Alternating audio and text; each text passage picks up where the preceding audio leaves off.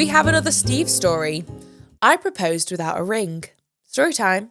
This could go two ways. This could be a real, in the moment, let's get married, no ring. Or it could be, I couldn't be asked to buy a ring. So we shall see.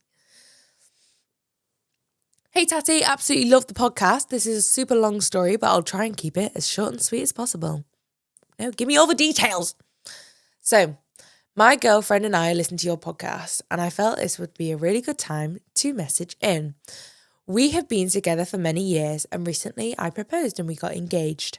I planned a romantic proposal on a holiday with a fancy dinner, and I didn't have her an engagement ring. She never wears any kind of jewellery. She owns one pair of earrings that are family heirlooms, and she says, and as she says herself, they're purely sentimental because she doesn't even have her ears pierced.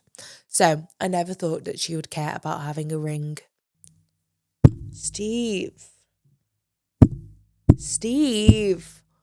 why? Why would she not care about having a ring?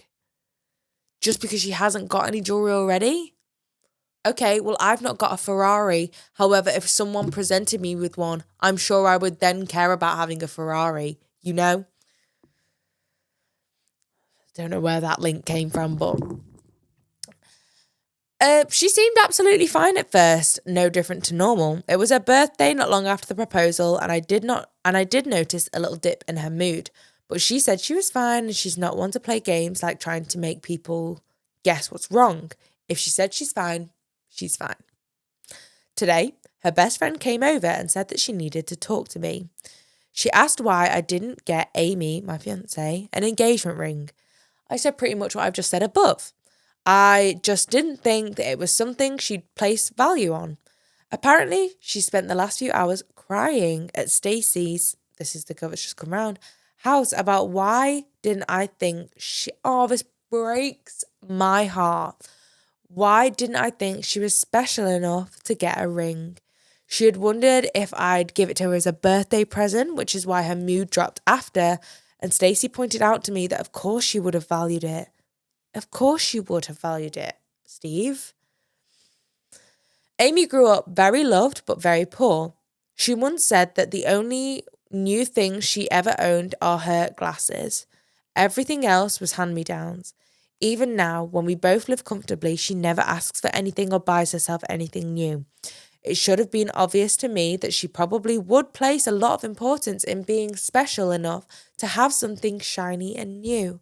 But I only saw the fact that it was jewellery and that she didn't do jewellery, so she probably wouldn't care. I can see now why I messed up and I'll fix it somehow. But then Stacey said if I didn't think Amy would be upset by not getting a ring, maybe I'm not the best person for her.